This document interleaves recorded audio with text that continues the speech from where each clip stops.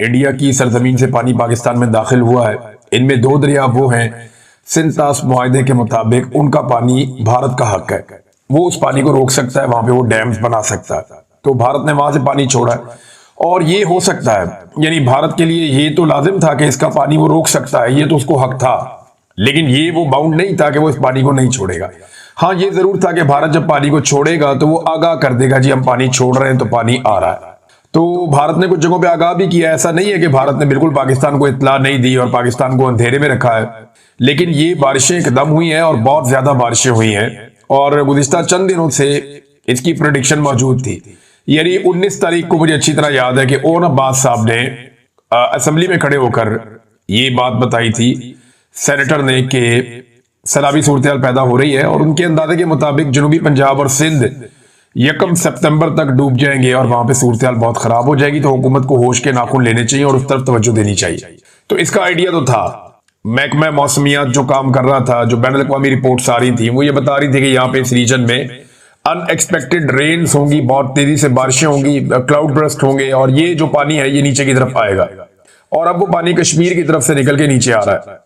इसमें जो भारत से पाकिस्तान में पानी दाखिल हुआ दरिया सतलुज में, उसने बहुत बड़ी तबाही फेरी है। पसरूर हो या कसूर हो या आगे बहुत सारे देहात हैं, ये लगभग सैकड़ों देहात हैं जो ज़ेरे आब आ गए हैं और यहाँ पे बहुत नुकसान हुआ फसलों का, क्योंकि ये सारा जो एरिया है ये पंजाब की फूड बास्केट है। यानी अगर मैं आपको ये बताऊं कि बहावल नगर तक डूब गया है तो ये बिल्कुल दुरुस्त इतला है कि बहावल नगर में भी बहुत सारे जो देहात हैं वो पानी से भर गए हैं और फसलें तबाह हो गई हैं। किसानों के ट्यूबवेल तबाह हो गए, उनकी फसलें तबाह हो गई, उनकी जो खड़ी फसलें हैं उनमें पानी घुस गया है। मशीनरी जो किसानों की है बहुत कीमती, वो तबाह हो गई है। मवेशियों का बहुत नुकसान हुआ। यानी इस दरिया में बहते हुए बेशुमार हमने देखा कि मवेशी आ रहे हैं और उनमें से बहुत सारों की लाशें हैं जो दरिया में बह रही है। अब एक एक जानवर जो है वो अभी बहुत लाखों रुपए का है। मवेशी बड़े कीमती है लेकिन उनका नुकसान हो रहा है। दरिया रावी, इसमें बड़े अरसे के बाद इतनी तुगयानी देखी गई है और रावी का पानी पूरा करने के लिए हम दरिया चनाब से लेकर आते थे पानी, लेकिन रावी में जब भारत ने पानी छोड़ा तो ये साइफन के पास से नीचे, आप पहले तो आप शुरू हो जाए ना ऊपर नारोवाल वाली साइड से, तो बड़ा खौफनाक वहां पे सैलाब था। जस्सड़ वाली साइड पे बड़ा खौफनाक सैलाब था। फिर ये काला शकाकू की तरफ आता है नीचे से, फिर ये लाहौर से गुजर के आगे जाएगा हेड बल्लो की और वहां से फर्दर आगे की तरफ मूव करेगा, दरिया सिंध की तरफ जाएगा पंजाब को क्रॉस करता हुआ। तो यहाँ पे एक सैलाब है, सिर्फ एक दो जगहों को छोड़ के बाकी जगहों पे दरमियाने दर्जे का है और एक दो जगह पे खतरनाक सैलाब है। जो सबसे ज्यादा मुश्किल सूरत बनी है वो दरिया चनाब में बनी है। अब ये पानी का जो है ना मुकम्मल पाकिस्तान का हक है इस पानी पर, इसमें भारत पानी रोक नहीं सकता। हुआ यह है कि अगर भारत पानी ना रोकता तो ये फ्लो के साथ पानी आता रहता और काफी दिनों में ये पानी गुजरता। भारत ने दरिया चनाब के ऊपर बंद बांध के पानी कई जगह पे रोका हुआ है।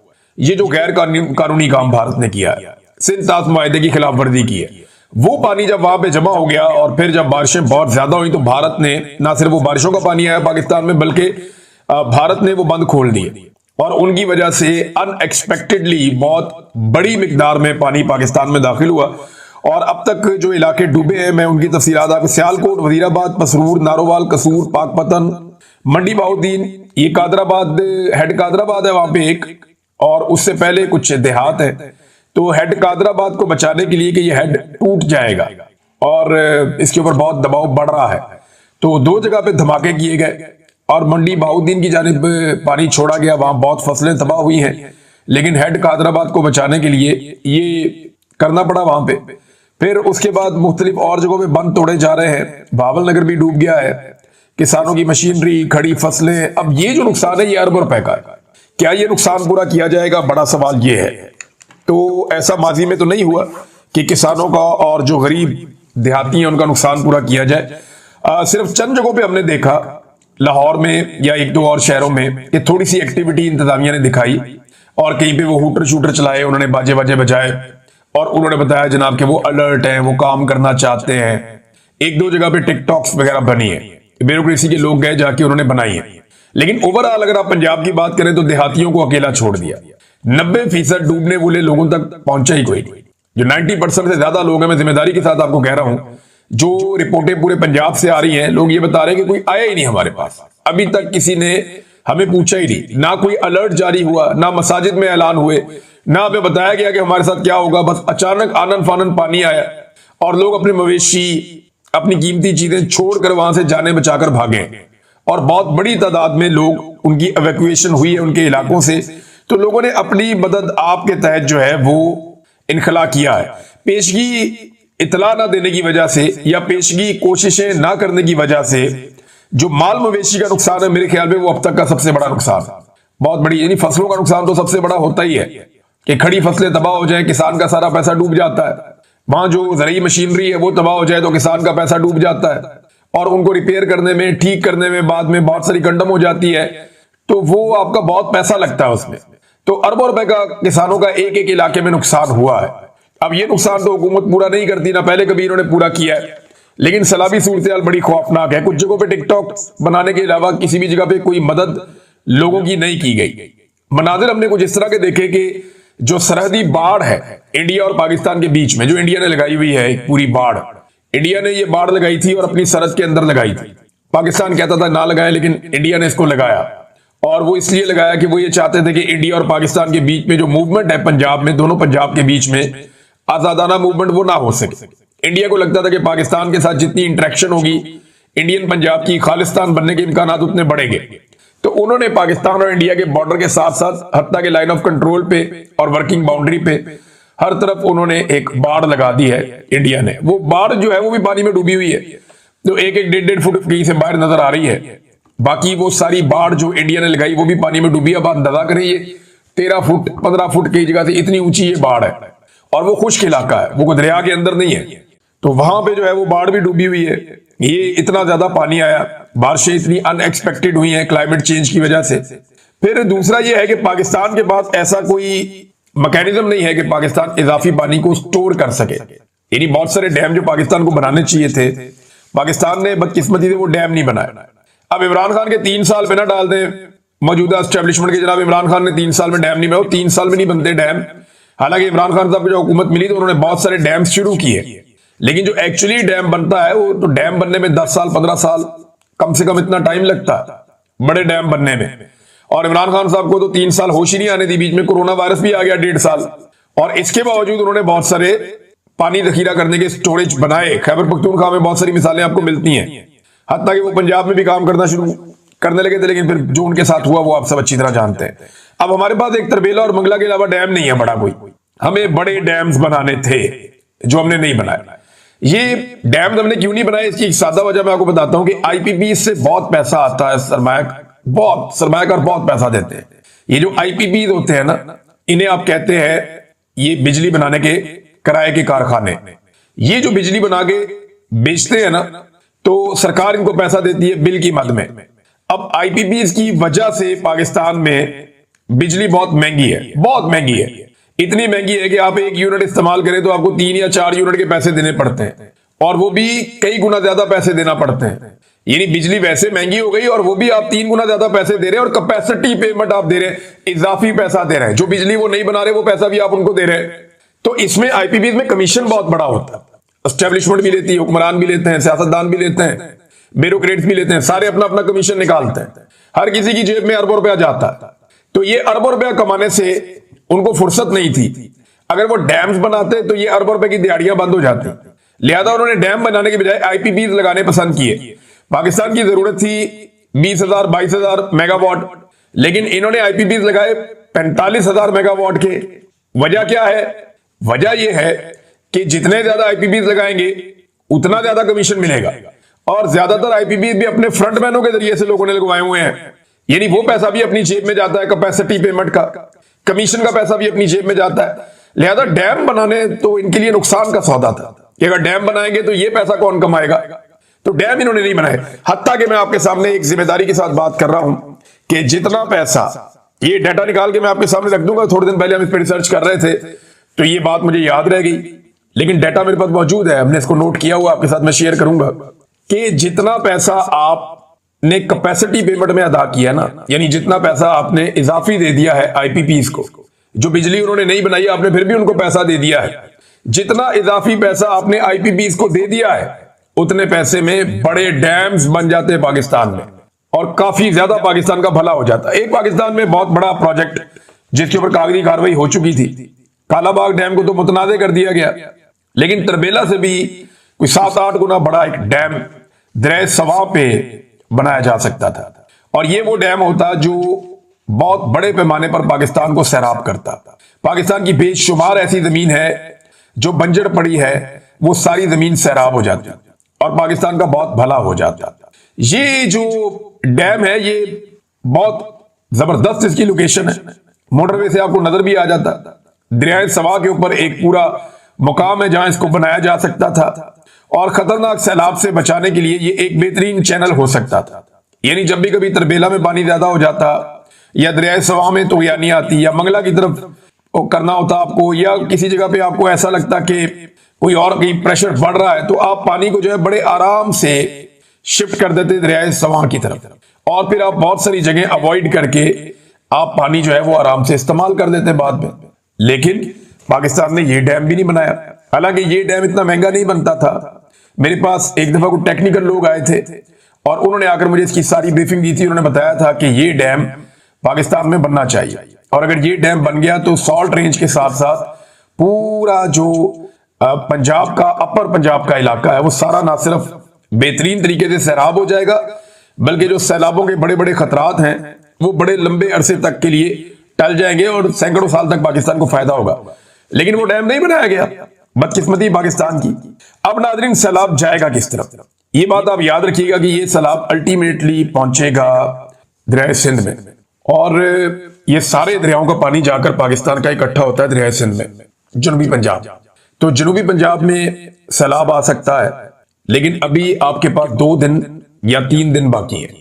एटलीस्ट जब आप ये वीडियो सुन रहे हैं तो 2 दिन तो है हुकूमत के पास, कि 2 दिन के अंदर वहां के लोगों को चाहिए कि वो जो दरिया के करीब रहते हैं या जो कच्चे के इलाकों में रहते हैं सिंध में, वो तमाम लोग अपने आप को महफूज करें, क्योंकि बारिशों का एक नया स्पेल भी होने जा रहा है 31 अगस्त से, और इससे पहले जो है वो ये सैलाबी पानी वहां पहुंचेगा तो सूरत हाल फिर आउट ऑफ कंट्रोल भी हो सकती है।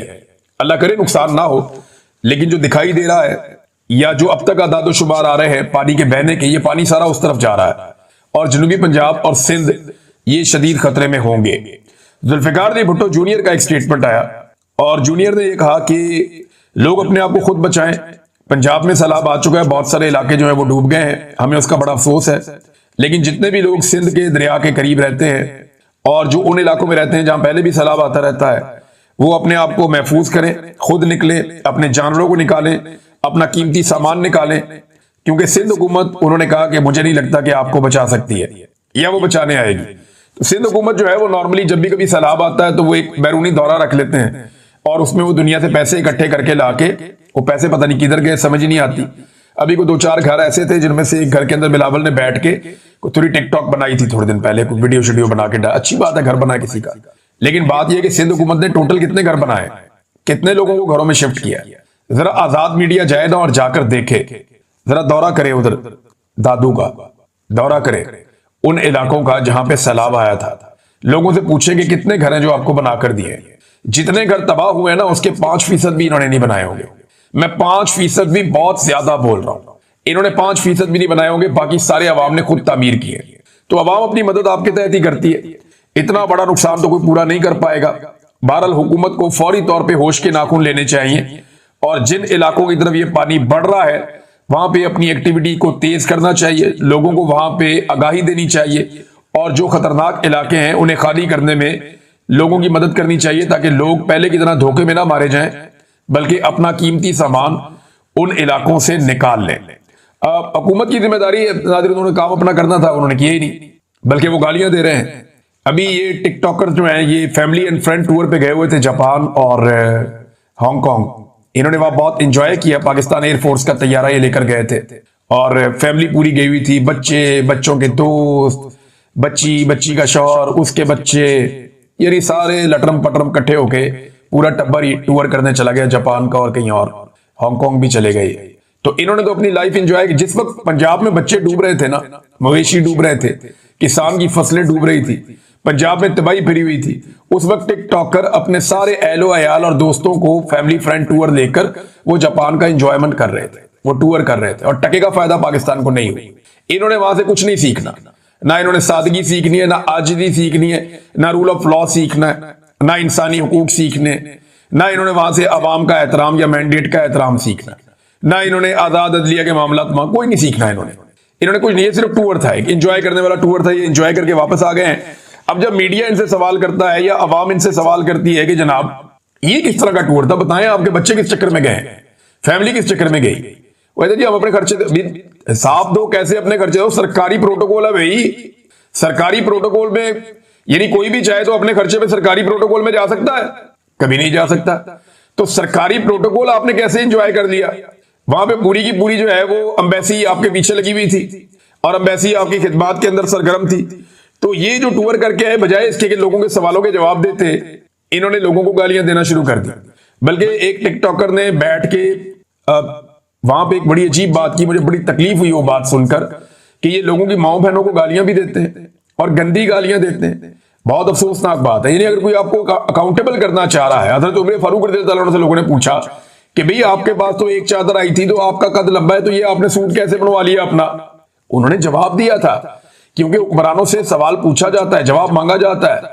ये नहीं किया था हजरत उमर फारूक रज़ियल्लाहु अन्हु ने कि उठ के कोई बात कर दी, अपने किसी जूनियर से कोई ऐसी बात करवा दी जो हत्ता का मेज हो या किसी की मां को बुरा कह दिया, ऐसा नहीं हुआ था। ये उठ के लोगों की मां को गालियां दे रहे बैठ के, ऐसी बदतमीजी, ऐसी बदतहजीबी। और ये जिस टिकटॉकर ने ये किया है ना, वो पहले पीपल पार्टी में हो तो फिर नून लीग को गालियां, गंदी हरकतें, और अब नून लीग में तो अब दूसरों को गंदी गालियां, गंदी हरकतें। कल ये किसी और पार्टी में जाए तो वहां से फिर इनको फिर गंदी गालियां और गंदी हरकतें। ये सारा गंद इकट्ठा किया गया पीएमएल-एन के अंदर, और ये एस्टेब्लिशमेंट ने किया कि पाकिस्तान का सारा गंद इकट्ठा करके एक जगह पे लाके इक्तदार में बिठा दिया और अवाम को असल शक्लें दिखा दी कि ये वो गंदे चेहरे हैं जिन्होंने पाकिस्तान का बेड़ा गर्क किया, हमने आपकी सहूलत के लिए सारे इकट्ठे करके इक्तदार में बिठा दिए हैं। अब अगर आपने धक्का मारना है तो इन सारों को मारो और एस्टेब्लिशमेंट के समेत मारो। बहरहाल ये जनाब मरियम नवाज के लोग बजाय इसके कि वो काम करें, इस वक्त वो लोगों की माओ बहनों को गालियां दे रहे हैं बैठ के। और हैरत की बात यह है कि इनके ब्यूरोक्रेट्स कह रहे हैं कि अचानक सैलाब आ गया, हमें पता ही नहीं चला। ये बाकायदा सबूत मेरे पास मौजूद है, ये देखें ना आप, ये डीजीपीडीए में वो कहता है जी अचानक सैलाब आ गया और हमें तो पता ही नहीं था। फिर वो कह रही है जी हमारी तो तैयारी थी, हमने तो सैलाब का पूरा बंदोबस्त पहले से किया हुआ था।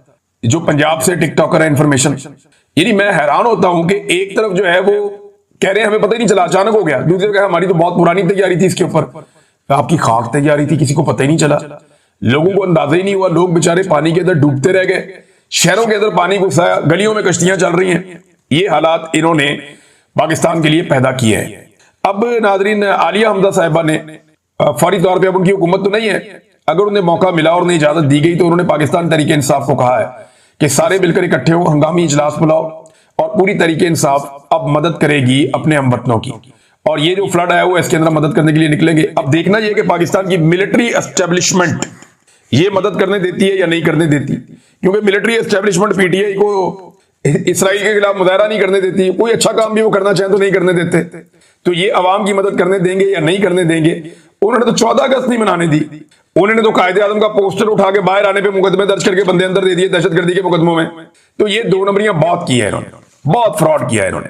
तो अब देखते हैं कि पाकिस्तान तरीके इंसाफ सैलाब में मदद करने आती है तो क्या उन्हें मदद करने दी जाती है या नहीं करने दी जाती। एक सवाल तो हो गया ये। हालात इनके ये हैं कि इमरान खान साहब का ट्वीट आता है कल रात को 11 बजे, जो मैंने आपको सुबह वाले वीलॉग में पढ़ के सुनाया। रात को 11 बजे इमरान खान साहब का ट्वीट आता है और 11 बजे उनका ट्वीट आने के ठीक चंद मिनट के बाद आज सुबह जो समाअत होनी थी अडियाला जेल में तोशाखाना 2 केस की, वो मुलतवी कर दी जाती है। वजह क्या है कि भाई इमरान खान साहब का तो बड़ा सख्त मौकिफ है, हमें तो लगता था माफी मांग लेगा, वो तो हमारे ऊपर चढ़ गया। 9 मरतबा उसने आर्मी चीफ का नाम ले लिया एक ट्वीट के अंदर। और मजे की बात आप देखें कि इमरान खान साहब ने, ये मैं आपको डाटा बल्कि निकाल के ना लेटेस्ट भी बता देता हूं, इमरान खान साहब ने ट्वीट एक जो है ना उसमें आर्मी चीफ का 9 मरतबा नाम लिया और दूसरे ट्वीट के अंदर आर्मी चीफ का नाम नहीं लिया। अब आप लोगों का अंदाजा करें कि लोग आज कहां खड़े हैं कि जिस ट्वीट में इमरान खान साहब ने आर्मी चीफ को मुखातिब किया वो 33,000 मरतबा रीट्वीट हुआ है, 33,000 मरतबा। और दूसरा जिसमें इमरान खान साहब ने आर्मी चीफ को मुखातिब नहीं किया वो 23,000 मरतबा रीट्वीट हुआ है। जिसमें आर्मी चीफ पे उन्होंने बात की वो 33,000 मरतबा, यानी 10,000 मरतबा ज्यादा जिसमें तनकीद आर्मी चीफ पे हुई है, लोगों ने उसको ज्यादा फैलाया। और जिसमें अली अमीन को कहा है कि आओ और आकर मुझसे मिलो, उसको इतना नहीं किया। तो उसके बाद यही होना था, इन्हें लगा कि अब इमरान खान साहब का केस लगेगा, दोबारा तनकीद करेंगे और बहुत नेक्स्ट लेवल पे चले जाएंगे, लिहाजा इन्होंने समाअत ही मुलतवी करवा दी अदालत के अंदर रात को 11 बजे के बाद। इसका मतलब यह है कि ट्विटर पे आने वाले एक ट्वीट की वजह से इमरान खान साहब के केस की समाअत मुलतवी हुई है। ये रिकॉर्ड का हिस्सा बन रही है चीजें, इनसे कभी कोई भाग नहीं सकेगा, ये याद रखना पड़ेगा। अली अमीन गंडापुर साहब ने कुछ संजीदा कोशिश नहीं की इमरान खान साहब से मिलने की अभी तक, और उनके भाई ने क्लेम तो किया कि उन्होंने संजीदा कोशिश की है, लेकिन की नहीं। सीरियस बात तो यह है कि उन्हें संजीदा कोशिश करनी चाहिए, सुप्रीम कोर्ट भी जानी चाहिए, हर जगह जाके उन्हें जोर लगाना चाहिए। देखें ना, मिर्जा अफरीदी का लाहौर वाला जो फार्म हाउस है, वहां पे ये पूरा काफिला लेकर पहुंच गए, लेकिन आज तक अडियाला जेल तक वो काफिला नहीं पहुंच सका। ये वो काफिला निकलता है, रावलपिंडी इस्लामाबाद को क्रॉस करता है और लाहौर पहुंच जाता है, लेकिन वो काफिला रावलपिंडी में मौजूद अडियाला जेल तक नहीं पहुंच सकता। कई मरतबा एमपीए और एमएनए ने कहा जी हम सारे इकट्ठे होकर वहां पर आएंगे बाजमात, लेकिन आज तक ये वहां पर नहीं जा सके, कोई दबाव नहीं बढ़ा सके। मैं आपको ये शर्तिया कहता हूं कि अगर अली अमीन गंडापुर साहब चाहें कि इमरान खान साहब से उनकी मुलाकात करवाई जाए तो 48 घंटे बहुत ज्यादा हैं, उससे पहले मुलाकात हो सकती है। और भाई सूबा का वजीर आला कोई अर्दली नहीं लगा हुआ, सूबे का वजीर आला है। अब अर्दली बनना चाहे तो अपनी मर्जी है, लेकिन सूबे का वजीर आला है वो कोई ऐसे ही वो छोटा मोटा चपरासी नहीं है, सूबे का वजीर आला है, उसके पास इख्तियारात है और बड़ी तगड़ी पार्टी है, बहुत लोग हैं। अगर वो चाहे तो 48 घंटे के अंदर मुलाकात कर सकता है अली अमीन गंडापुर, लेकिन मुझे नहीं लगता कि वो इमरान खान साहब से मुलाकात करने में संजीदा है। देखिए ना, जो संजीदा थे उनकी मुलाकात हो गई। अलीमा खान ने कई महीने जोर लगाया, बार बार गिरफ्तार हुई, बार बार हिरासत में लिया गया, उनको तशद्दुद का निशाना बनाया गया, उन्हें तकालीफ दी गई, लेकिन वो डटी रही, उसकी मुलाकात हो गई। अली अमीन गंडापुर इससे 10% भी एफर्ट करते तो मुलाकात हो जाती, लेकिन मुझे नहीं लगता कि वो इमरान खान साहब को इस वक्त शायद फेस करना चाह रहे हैं। हाँ, मजबूरन उन्हें करना तो पड़ेगा अब आने वाले दिनों में। नाज़रीन, पब्लिक अकाउंट कमेटी जो है वहां से जो चेयरमैन है जुनैद अकबर साहब, उन्होंने भी इस्तीफा दे दिया। पाकिस्तान तहरीक इंसाफ के बाकी लोगों ने भी कायमा कमेटियों से इस्तीफे दे दिए इमरान खान साहब के कहने के ऊपर। और ये एक बड़ा फैसला है इमरान खान साहब का कि सिस्टम की जितने बेनिफिट्स हैं वो छोड़ दिए जाएं। बल्कि जुनैद अकबर साहब ने और बड़ी सख्त बातें की हैं, वो क्योंकि सैलाब की सूरत हाल है इस पे बात कर रहे हैं।